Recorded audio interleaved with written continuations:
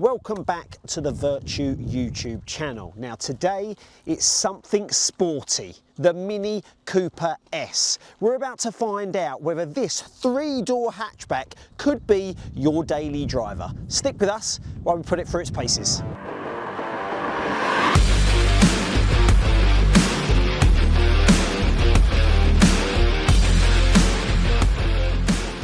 Right. Let's start off with the design of this facelifted Mini Cooper S. Well, for a start, as you can see, there's lots of aggression. I love that word when it comes to the front end of a car. And this is perfect. Now, you've got a couple of options when it comes to trim level. When it comes to a styling pack, it's slightly different to this, which is a sports pack. We'll show you some pictures so you can see the difference. But this is the sports pack, and you get a little bit of a John Cooper Works badge there, and you get lots of grille, air intake at the front, fakery air intake at the sides, but I really quite like it. And then you also get an option for these bonnet stripes that you get on the older Minis. And I think what Mini do really well with their facelifts, and as they move on through the times, they just make it better without question. There's no debate about it. This styling pack, obviously you can see lots of black, and that's what you'll get, sorry, with the sports pack. You'll get the black mirror caps, you'll get the black chunky wheel arches, you've got the contrasting black roof, and then at the back we've got the spoiler, and then we've got that black bar with Cooper S written on it. And little nods of JCW, just reminding you that you're in a very, very sporty hatchback indeed. As we go down the side, you'll see more black. You've got the side skirts, that is black, and this paint job is not jet black. It's like very light, sort of almost grey, but very, very dark. But I think it looks really, really nice with that sports pack. That will also give you 18-inch alloys, and I think they look particularly nice. And dare I say it, aggressive, sporty, whatever words go with it looks fast. That's what this pack does. We'll finish off with the back. I mentioned this black spoiler, very, very nice indeed. And I mentioned this bar with the Cooper S, and it's obviously in red just to show it's fast. And then we've got a big rear black diffuser. It's pretty fake in terms of what it actually does, but it looks cool, and you can't deny it. Something that is also different is the lights. We're used to having the Union Jack wink at us all over the country when we're behind a Mini, and it is still in there, the design, but more subtle, and I really quite like it. Also, when you open the car, we get lots of blinking at us. Nice touch. Before we started, I asked you whether the Mini Cooper S, this three-door hot hatch, could be a daily driver. Well, let's start as we mean to go on, because I want to talk about boot space earlier on in the video. Now here it is, 210 litres worth of boot space. Not bad, I'd say. It's not amazing. I didn't expect it to perform miracles as a hot hatch. I do have a option of more storage under this false floor, which gives you the 210 maximum capacity of boot space. It can fit my weekly big shop in there, I reckon, if I don't let my missus buy the food. But yeah, got a lot of space under there, and I almost achieved that flat load space. I say almost, not quite, but we're nearly there. I didn't expect miracles. However, when you put the seats down, which you can from the back here, you do get near 712 litres of space. But do we really count litres of space once the seats are down? I think not. Okay, let's have a little look how easy it is to put the seats down. It is pretty easy. Pull up and put down. That was super, super easy. But as you can imagine, you're going to have to push those seats forward to get anywhere near the flat load space for putting lots of furniture in if you're moving house. So, is it doubling up as the daily? The boot space suggests maybe not, but it's enough. Inside the Mini Cooper S, it's always going to be nice looking. isn't it? So let's delve a little bit deeper and see what we can find, if this is going to be our daily. Right, hard plastic. We've got some material on the door here, and that goes through to the dash and all the way across. And because we're in the Mini Cooper S, we've got some red sort of touchings there on the material, which I think looks really nice. It just looks nice. Mini is always going to be aesthetically pleasing, and this one is no different. We've also got this sort of strap here with some red stitching to show that we're sporty. I don't know what it is and what it does. It doesn't do anything. It just is there and looks nice. And yeah, I think it looks the part. There is some hard plastic on the dash up there. And there is some hard plastic in places around here, but build quality is pretty good, and I'm pretty pleased. It looks really, really nice. Now, Mini are going to try and do things differently to other manufacturers. We know that. They want to set themselves apart. So the start-stop is not a button. It's a little twisty thing that's reminiscent of a key. I think it looks quite nice, and I think it's quite cool. And I've got the obvious round display. It was obviously always going to be round, but it's at a big screen. Obviously, they used to have the speedo or whatnot. Bear in mind, though, on the entry-level trim, without going up through pack 1, pack 2, pack 3, and that's what they're called, by the way, 1, 2 and 3. They've kept it pretty simple. You get everything on there. You don't get a driver display. On this particular Mini Cooper S that we've got here, we've got one of the packs that we have here, so we do have heads-up display, which will show off for you. But if you don't get heads-up display, you just get it all on there. And I feel we're in a day and age where we're used to little driver display, even if it is little, like we had on the Corsa and the Astra recently. It's pretty basic stuff. But we had a driver display and we had an infotainment system. Mini, you're just going to have it there if you go as standard. But luckily, we are treated to a heads-up display. Steering wheel. Right, okay. Good news is, because we've got a pack on this, we've got some flappy paddles. They are not as standard on the entry-level Mini, but obviously there's a Cooper S. And this is a big, chunky steering wheel. Very, very substantial. Got a bit of red stitching on there, and it is super sporty. That strap over here that we've got in the dash, we've also got another strap here, because it is actually just sort of a two-spoke steering wheel, but this strap makes it look like a 3, and it is probably wedged in there. And we've got John Cooper Works looking at us there as well. We've got it on the front and we've got it on the steering wheel, just to remind us that we're in a sporty car. And the good news is I've got buttons on my steering wheel as well. I haven't got the touch sensitive sort of hover your hands over it and stuff starts to happen. They are physical buttons, which I'm pleased about. Let's go through some other bits. Seats now, very sporty indeed in this Cooper S that we've got here. Red stitching throughout the dash, and the steering wheel goes through to the seats. We've got leather, and we've got a little bit of material that is reminiscent to the dash as well. Red racing stripe. They're really, really comfortable. Very, very good. And these ones that we've got here, they're not electric. So you're going to have to manage that by the little bar underneath and the levers down the side, but very comfortable, very sporty, hug me, and they look really nice.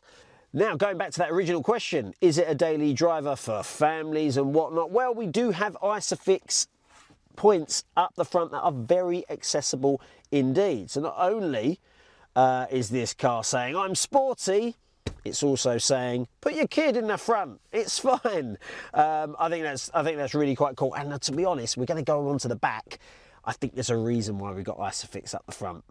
Infotainment system, as I was saying, very, very nice on the eye, but is it responsive? And yes, it is. Now, we did a Ford Capri last week, and that was a little bit laggy when you're sort of using it as a touchscreen, and it wasn't actually that responsive. This one, super responsive. We've got a home button there to then scroll through, and you get some weird little things on here. So, for example, if I go, obviously I've got my nav, I've got my mobile devices, I've got lots of options, seat comfort, I've got my speedo that can be up there. So it is a really, really good infotainment system. I've got games on here, you can connect devices on here, so it is absolutely jam-packed with tech. Worth knowing, you get Android Auto and Apple CarPlay wirelessly, which is good, and that's not always a given. We found on some of our other car reviews that they still require a wire, but this does not as standard, which is really, really good. Now, I do have some buttons here. Not many though, which means my climate control will have to be managed on the infotainment system, which, you know, I prefer to have some buttons to be able to do it as well as the infotainment system, just because I find it a little bit distracting. But I click the fan here and I can operate that, and yeah, just get used to it, Zach, and stop being an old man is probably what you're saying. But I would prefer some buttons if possible. Worth mentioning, you get this cool little experience button. Now, if I turn the car on, I get an experience button. Now, this experience button actually changes my aesthetic on the infotainment system and the feel of the car. I've got core, I've got green, which is like your eco mode, everything goes green. I've also got a personal setting, which I can put your own pictures in there. You can put your, look, my background of the Formula One and whatnot. I've got vivid, I've got timeless, I've got balance, I've got all sorts of stuff on here, but I've got a really cool mode called go-kart mode, which is almost like a sports mode, and then it starts to sort of measure your G-forces, you go around corners, it gives you your horsepower, your newton meters of torque. So it's got that sporty mode, and it sort of makes a sound effect at you as well. It's really quite engaging. I think Mini have done a really good job with keeping you engaged with their really cool interface here, and with my heads-up display, I'm really, really happy. Now, before I go into the storage, I'm going to mention the wireless charging pad that Mini have put. You actually tuck your phone in there and it sits there. Now, that is different but cool at the same time, because we like different. I quite like that it sits there and you can see your phone there. Obviously, you're not going to be using your phone whilst driving, but it's just a little bit of a quirky thing. Mini have looked at other people and gone, no, we are going to make it upright instead of lay flat. Storage time. Let's see if this can be a daily, because storage up front especially, it's going to be very, very important, well, especially to me who does quite a lot of motorway miles. Right, okay, door bin. It's very small. I've got, these are quite small bottles, and I've just about got in there. I mean, there's 0 point to that bit of it. I mean, you don't even fit the cameraman's wallet in, I don't think. No, too big a wallet. How much money you got in it? Nothing, nothing in there. Right, okay, door bin's very, very small. You'll fit some wrappers in there, and that's about it. And I don't mean Dr. Dre and Eminem. Sorry, that was the worst joke ever. I think just a small bottle. Stop it, cameraman. Right, okay, small door bins. Right, okay. Everyone's saying that Mini is not Mini anymore because they're quite substantial cars. A gentleman just walked past and said that exact thing. But on the inside, everything's pretty Mini. These cup holders, let me remove the key from there. Cup holders, 2 of them at the front there. Okay, fine. These are small bottles. There's no clip to keep them in place. So yeah, that is that, and it's just in front of the wireless charging pad. There is a little thing here and here, either side of this little storage compartment here. There's almost like a center console that they've grabbed a plastic basket with Mini on it that has this cool little strap to open it. And they just plonked it in the middle of that center console. There is space for the key either side, and maybe the wallet. Still, you've got a big wallet. Right, okay. Yeah, maybe wallet there and key there. Either way, there's a tiny bit of room either side.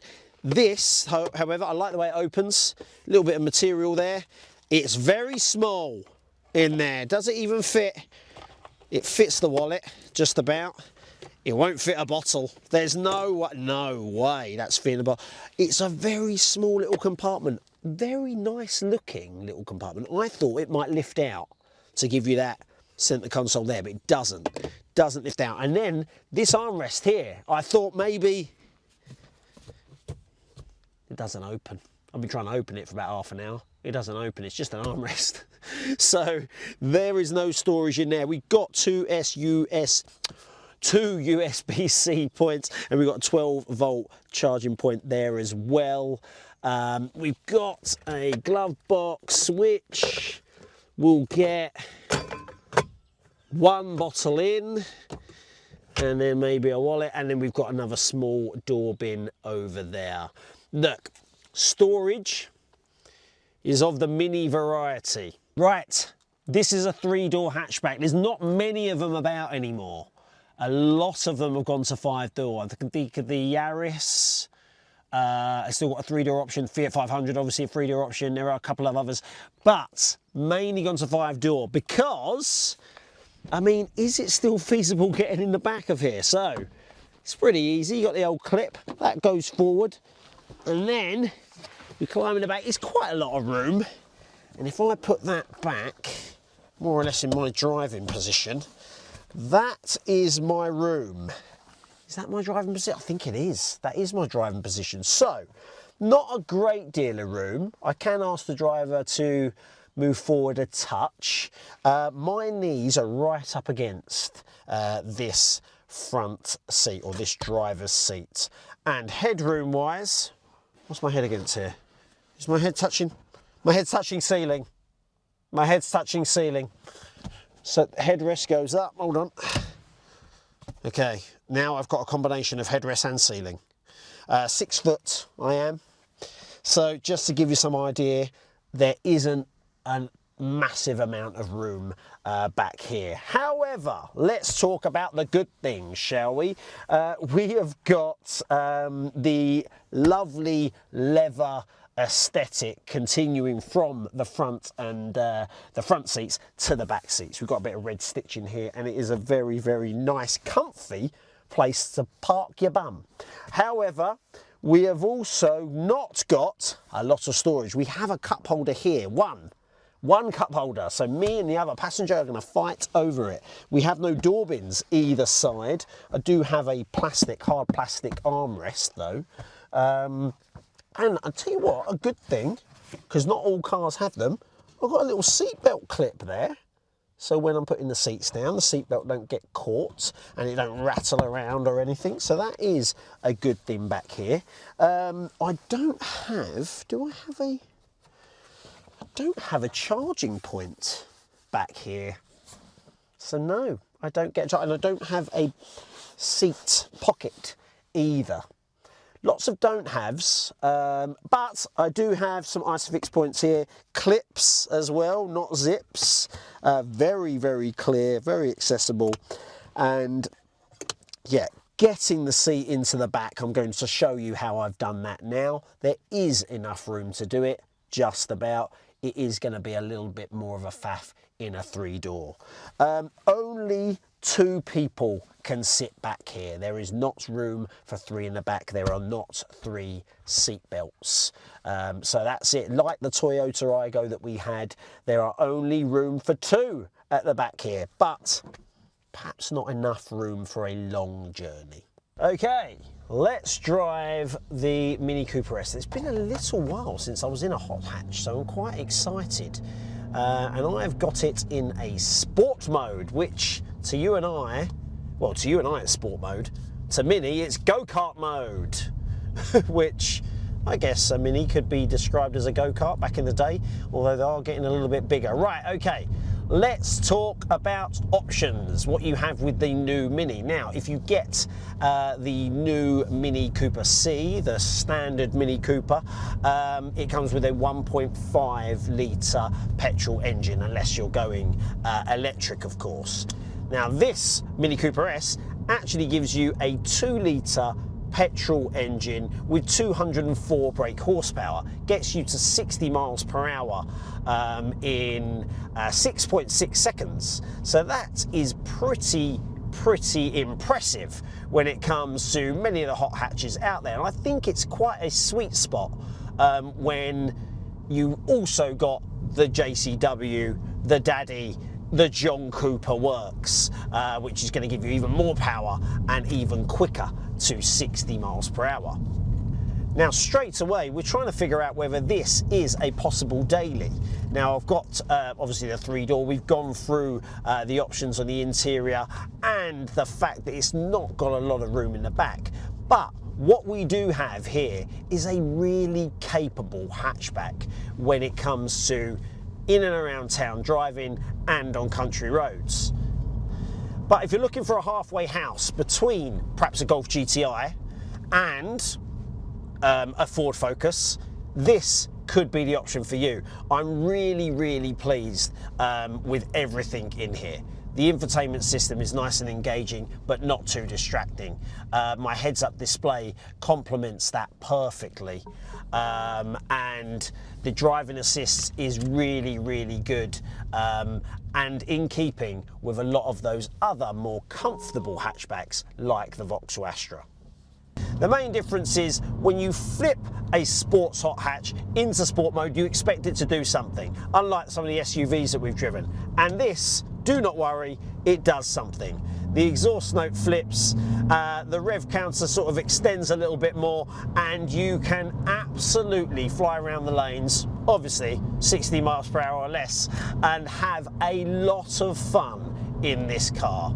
It is an absolute beaut to drive and sticks to the road. I'm never worried about grip, and it is very responsive when you put your foot down. But I'm not just talking about how sporty this is, I am talking about whether it is a viable option for a daily driver. Now, in terms of visibility in and around town, I'm pretty pleased with it out front. Out back, again, not the biggest rear windscreen you're going to get, but I didn't expect much. What I would say is that Mini usually position their cars with a driving position you feel quite far away from the screen, and occasionally at lights I am having to look up just to see if it's a red light and I'm particularly close, or if I'm at the front of the queue. That is something to consider, but other than that, I'm pretty pleased. I've got lots of driving assists helping me along my way, and I definitely do think you need the heads-up display. I think we're treated, as a driver nowadays, we want everything. We want a driver display, we want infotainment system, we want driving assist, we want it all. And I think without that driver display, I will feel like I'm missing something on my dash. So the heads-up display is a nice touch, and dare I say it, a necessity, even though it's an extra, so it is going to cost you a little bit of money. In regards to being that 40-year-old family man driving the kids to school every day, look, 3 doors look cooler. There's no doubt about it. However, it's not going to be as practical as a 5-door option. I just think this is perfect if you are lucky enough to have this when you're in your early 20s maybe, or even if you're super lucky and you get it in late teens, 18, 19 years old. This is going to be a really fun car. However, practicality, storage, you know, kids in the back, 2 passengers as well as 1 up front, car seats and boot space, it probably loses out to a lot of other practical hatchbacks like a VW Golf 5-door, a Ford Focus, the Vauxhall Astra that we drove. However, for aesthetics, it's absolutely stunning in here. I really like it. And for fun, and put your foot down in a Mini Cooper S, I mean, what's not to love? Right, reverse camera. Let's test it out to see what reverse options we have. Now, the good news is, for a start, when I flip it into reverse, I've got a very HD camera, which, as I keep saying, is not always a given.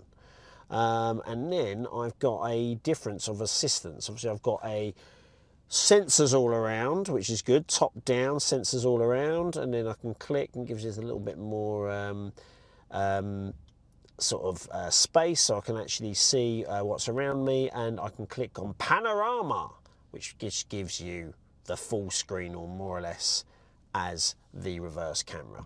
So let's click on the first one and let's reverse into a space next to my dirty Nissan Qashqai. Right, okay. As we go around, it's very easy. Points me in the right direction. Like I say, I've got sensors all around, and there we go. Tells me that there's a car next to me over there, and it's a nice green, so it tells me it's a nice safe space away. And it starts beeping at me with orange Sensors as well, and yellow sensors. There we go, it starts beeping at me, letting me know that I'm too close to back there. So there we go. That is me parked up, and I do like the reverse camera and the functionality of the infotainment system. So well done, Mini. You've got me covered when it comes to parking. The Mini Cooper S is done. Now, I asked at the start, is this 3-door hot hatch a possible daily driver? Well, for driving enthusiasts, I'm pretty sure you'd say anything is a daily driver, so yes, it's possible. For me, an aging man of 40, does it tick a lot of boxes? Yeah, but I probably need a little bit more practicality when it comes to the storage, in the boot and in the front. And let's face it, if we're getting a child seat in and out of there, it's going to be a little bit more challenging. However, this car is a lot of fun, and competitive market is the hot hatch one, and this slots in there very, very nicely indeed and competes with the Golf GTI and such like. But do not take my word for it. Get in touch with Vertu, drive one of these, you will not regret it, and we will see you on the next one.